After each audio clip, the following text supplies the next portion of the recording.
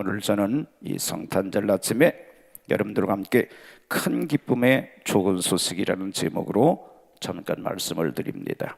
자, 누가복음 2장 10절 11절 읽습니다. 시작.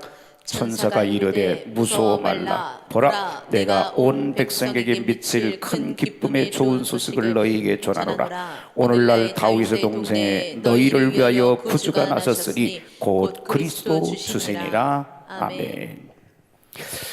미국의 한 여론조사 기관에서 성탄절을 앞두고 15세 이하의 어린이들 대상으로 설문조사를 실시를 했어요. 이 설문조사 내용은 성탄 선물로 가장 받고 싶은 선물은 무엇입니까? 하는 것이었습니다. 움직이는 로봇, 컴퓨터, 게임기, 그리고 롤러브레이드, 자전거 등등 많은 목록들이 제시가 되었어요.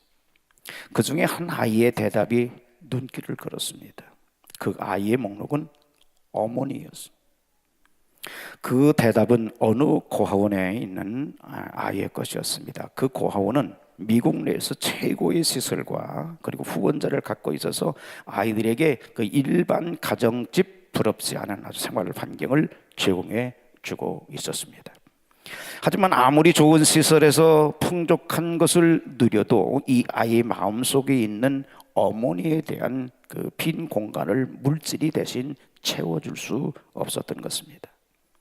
그 아이에게 있어서 성탄절은 더 많은 선물이 들어오고 좀 더 많은 사람들이 분주히 오갈 뿐 다른 어느 날과 다를 것이 없는 평범한 날일 뿐이었습니다. 오늘날 우리에게 있어서 성탄이란 무엇일까요?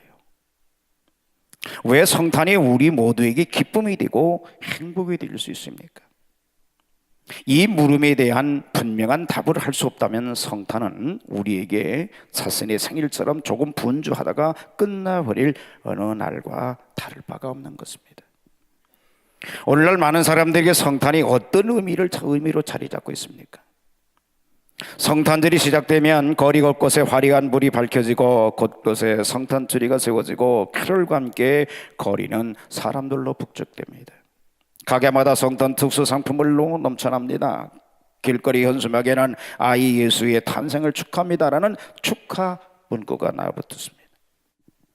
이런 풍경은 마치 성탄은 이런 것이고 성탄의 기쁨은 이런 것이다 라고 말하는 듯합니다.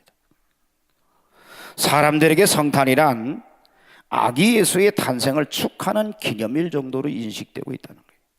사실 성탄의 의미는 하나님의 지극한 극심한 사랑이요 인류로의 가장 큰 기쁨이고 구원이요 생명인데 그 의미를 알고 기뻐하는 사람은 그렇게 많지 않다는 겁니다. 성탄절이 시작된 서구의 국가에서조차도 성탄의 진정한 의미가 상실된 지 오래입니다. 사람들은 성탄이 무슨 날인지조차도 모르는 것 같아요. 그저 산타가 등장하며 오랜 휴가 기간을 통해서 못 봤던 가족들과 친지들을 찾아보고 가능하면 못했던 여행을 하고 불우한 이웃들에게 어느 정도의 기금을 내는 휴가 축제일 정도로 인식하고 있다. 그들에게 성탄의 의미에 대해 물으면 오히려 이렇게 반문을 합니다. 그 의미가 그렇게 중요한가요? 중요한 건 우리가 이 축제를 즐기고 있는 건 아닌가요? 그러니 성탄은 그들에게 휴가를 주어 자신들의 기분을 즐겁게 해주는 것 외에 특별한 의미를 갖지 못하는 것입니다. 이것이 오늘날 대다수 사람들에게 자리 잡고 있는 성탄의 의미일 수 있고 어쩌면 많은 그리스도인들도 이 분위기에 동조되고 휩쓸려 가는 건지도 모르겠어요. 하지만 우리는 성탄의 의미가 얼마나 큰 감격이고 사랑이고 은총인지를 아시죠? 아시죠? 자, 그러면 진정한 성탄의 의미는 뭘까요? 오늘 본문의 성탄은 하나님께서 하늘로부터 천사를 통해서 지상에게 전해주고 있습니다. 첫째, 천사는 성탄에 대해서 뭐라고 말하고 있나요? 자, 우리 10절 봅니다. 본문 시작. 천사가 이르되 무서워 말라. 보라, 내가 온 백성에게 미칠 큰 기쁨의 좋은 소식을 너희에게 전하노라. 아기 예수님이 탄생하시고 강보에 쌓여 구유에 누일 때 그 지역에서 목자들이 밤에 밖에서 양떼를 지키고 있었어요. 그때 하늘로부터 천사가 임해서 전해준 말이에요. 온 백성이 미칠 큰 기쁨의 좋은 소식을 너에게 전하노라. 큰 기쁨. 여기 큰은 메가스라고 하는 말인데요, 이 말은 가장 위대한이라는 뜻입니다. 그러니까 전무후무한 기쁨의 소식이라는 뜻이에요. 현대어 성경에 보니까 이렇게 번역이 됐더라고요. 천사가 말하였다. 두려워하지 말라. 나는 지금까지 너에게 들어보지 못할 가장 기쁜 소식을 전하러 왔다. 이 소식은 모든 백성의 큰 기쁨이 될 것이다.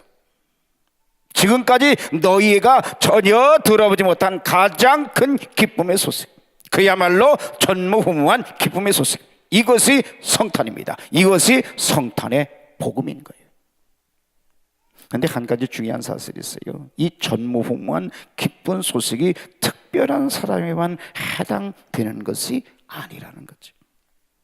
온 백성에게 미칠 큰 기쁨의 좋은 소식이라는 거예요. 온 백성, 모든 백성, 아기 예수의 탄생을 믿음으로 받아들일 모든 사람에게 이 기쁨을 전한다는 거지. 온 백성 안에는 누가 있습니까? 가진 자와 못 가진 자, 존귀한 자와 비천한 자, 흑인이든 백인이든 종이든 자유자든 잘났든 못났든 어떤 종류의 사상을 가졌든지 지상에는 모든 사람들을 다 포함한다는 거죠. 만일 성탄의 소식이 물질에 풍요를 주는 것이라면 없는 가난한 사람들은 누구를 의지하겠습니까? 만일 성탄의 소식이 특정 계층만을 위한 것이라면 소외된 계층 사람들은 어쩌란 말입니까?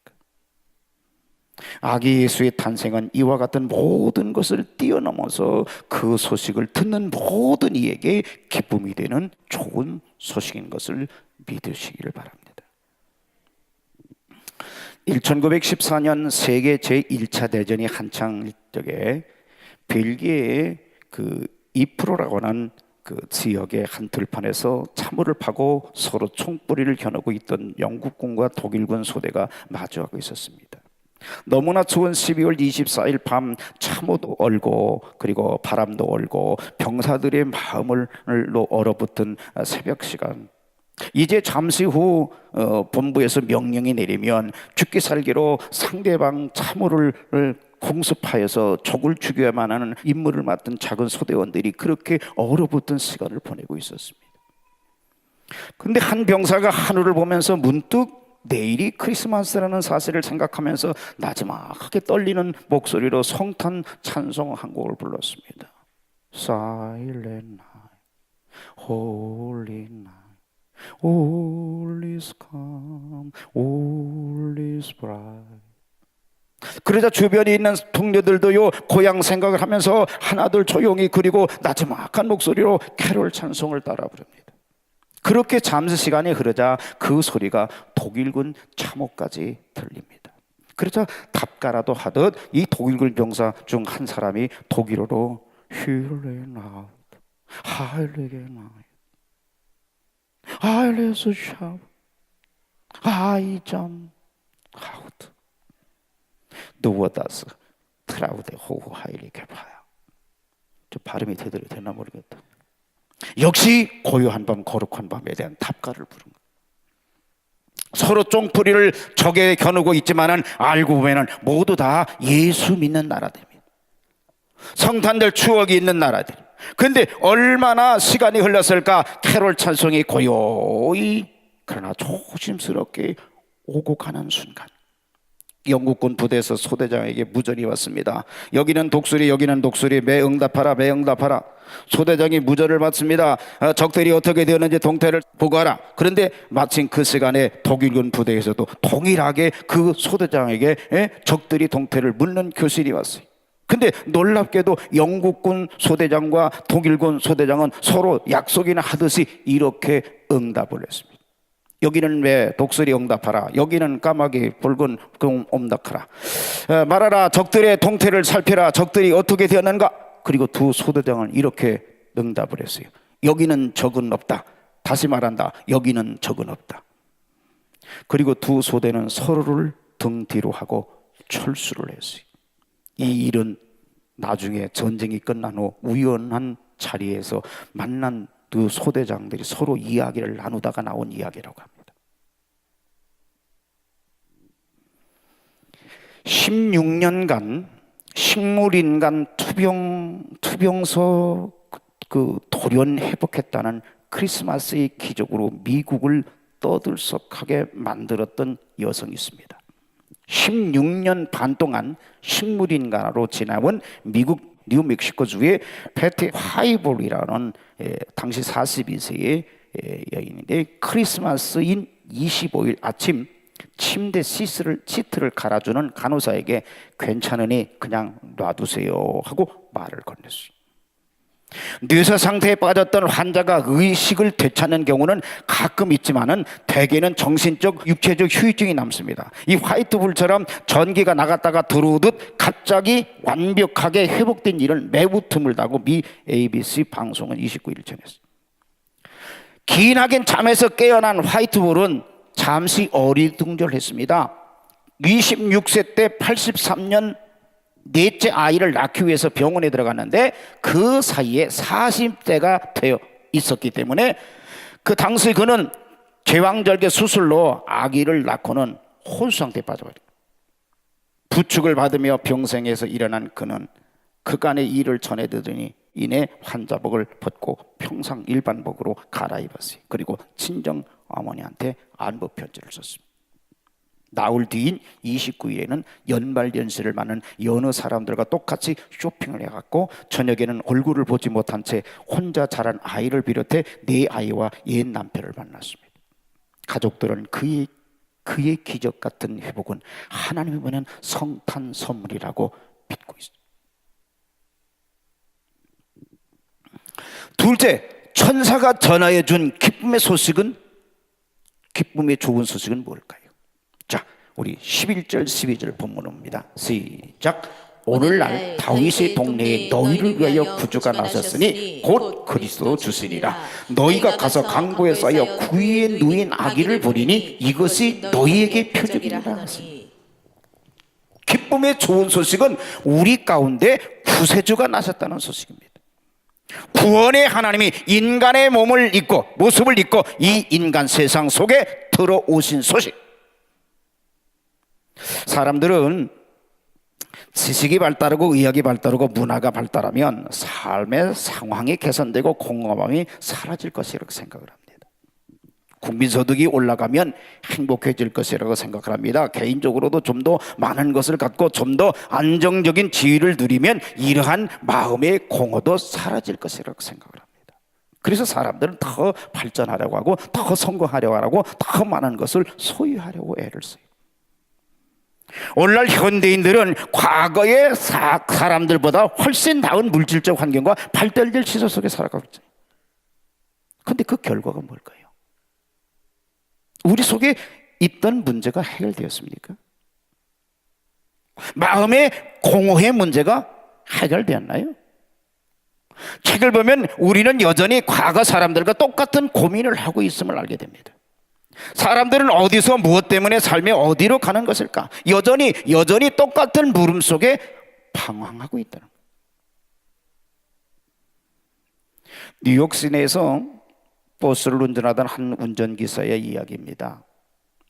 그는 벌써 몇 년째 뉴욕 시내에서 바둑판 같은 노선을 매일 똑같이 운전하면서 살아왔어요. 밤이나 낮이나 같은 일을 반복을 했어요. 그러면서 그의 마음속에 일이 얼마나 따분하고 무의미한 일인가로 생각을 했어요. 그러던 어느 날이었어요. 그는 마음속에 찬 그 허탈감을 견딜 수가 없었어요. 그래서 그 버스를 몰고 그 길로 저 멀리 플로리다 주까지 도망을 갔어요.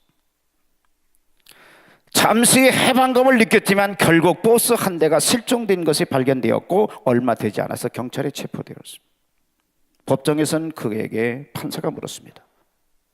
당신은 도대체 왜 그런 일을 저질렀습니까? 도대체 공허하고 답답해서 살 수가 없어서 그랬습니다. 이 운전기사의 행동에 미국의 법정도 판결을 쉽게 내리지 못했다고 합니다. 이 모든 삶의 여건에도 불구하고 채워지지 않는 마음의 이 불안과 공공 속에서 고민하고 있는 거예요. 현대의 실존 철학자들이 인간을 깊이 분석한 후 내린 결론이 뭡니까?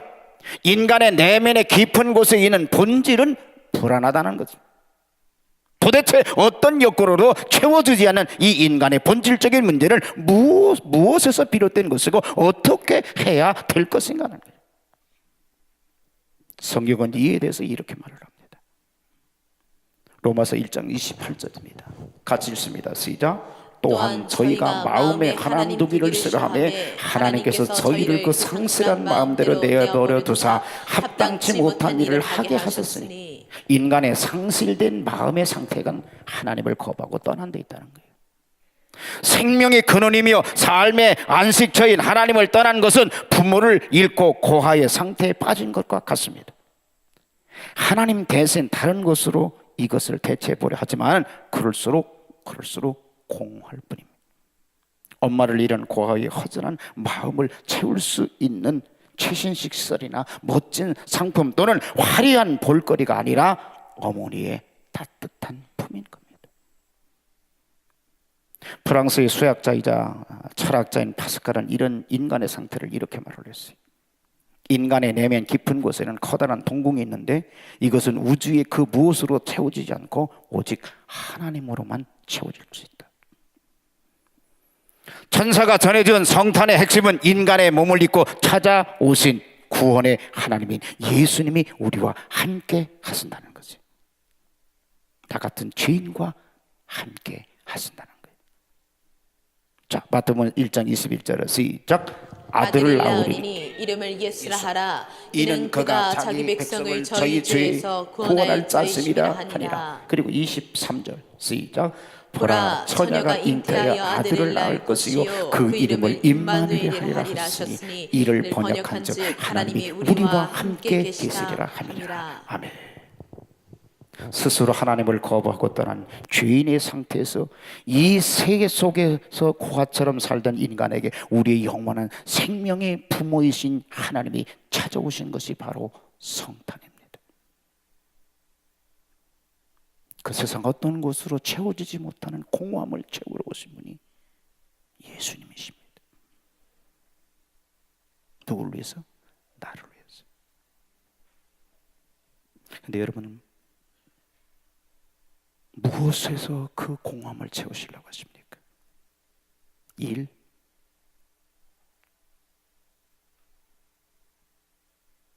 엔조이? 요새 따분해. 좀 어디 좀 갔다 왔으면 좋겠어. 그래요, 갔다 오세요. 그게 우리를 채워주는 게 아니에요. 예수. 어느 날 한 고등학교 수학 선생님이 인생에 회의가 생겼어요. 그래서 스님이 되려고 절에 들어갔습니다. 그런데 안으로 들어가 보니까 불교계가 너무 썩고 더 회의가 생겼어요. 그래서 깨끗한 불교 대학을 세우겠다는 꿈을 가지고 땅을 매입하겠습니다. 그런데 그 매입 과정에서 사기꾼에게 속아가지고 감옥에 들어가게 되네. 감옥에서 그는 간수에게 목탁과 불경을 넣어달라고 그랬습니다. 그런데 간수는 성경을 넣어줬어요. 처음에는 불쾌했지만 속으로 이런 생각이 들었습니다. 그래, 기독교의 약점을 알려면 성경을 한번 읽어보는 것도 나쁘지 않겠다. 그래서 성경을 읽는데 누가복음 7장에서 예수님이 나인성 과부의 죽은 아들을 살리는 장면을 읽게 되었습니다. 그 장면을 보고 옛날 불경을 읽을 때 생각이 났어요. 불경에도 한 과부의 아들이 죽은 이야기가 나온답니다. 그 죽은 아들을 안고 과부는 부처님을 찾아가서 살려달라고 했습니다. 그때 부처님은 아랫마을에 가서 죽음을 맛보지 않은 집에 물 한 사발을 죽은 아들에게 먹이면 아들이 살아난다고 가르쳐 줬어요. 그래서 아랫마을로 내려갔는데 그런 집을 찾아도 아무리 찾아도 찾을 수가 없는 거예요. 결국 실망을 품고 돌아온 과부에게 부처님이 이렇게 말을 했습니다. 그게 인생이야. 모든 사람은 죽는단 말이야. 그 두 장면을 비교하면서 부처는 과부의 아들을 살리지 못했는데 예수님은 과부의 아들을 살리는 모습을 보고서 신기하게도 인생의 회의를 갖더니 회의가 사라졌거든요. 그때 예수님을 영접하고 결국 이후에 목사가 되어서 불자들에게 예수님만이 희망이라고 열심히 복음을 전하고 있다는 거예요. 예수님만이 우리를 구원하실 수 있는 유일한 분입니다. 그 십자가의 은혜를 깨닫는 자만이 성탄의 은혜가 무엇인지를 분명히 분명히 알게 될 것입니다. 성탄의 참된 의미는 마음을 열고 우리를 찾아오신 예수 그리스도를 맞이하는 겁니다. 그 하나님을 받아들이고 그 하나님 품 안에 안겨서야 인간은 비로소 마음에 꽉 채워진 충만한 평안을 체험하게 될 줄 믿습니다. 이 평화가 없는 성탄의 그 어떤 것도 고아에게 더해지는 공허함, 분주한 분들 뿐일 겁니다. 이번 성탄은 진정한 성탄의 의미 회복을 통해서 참된 성탄의 은혜를 누리는 우리 간석교회들 다 되어지기를 주님의 이름으로 축복합니다. 그래서 목사가 여러분들 하나님 가까이 하라는 거예요. 세상에 어떤 것도 공함을 채울 길이 없습니다. 예수밖에.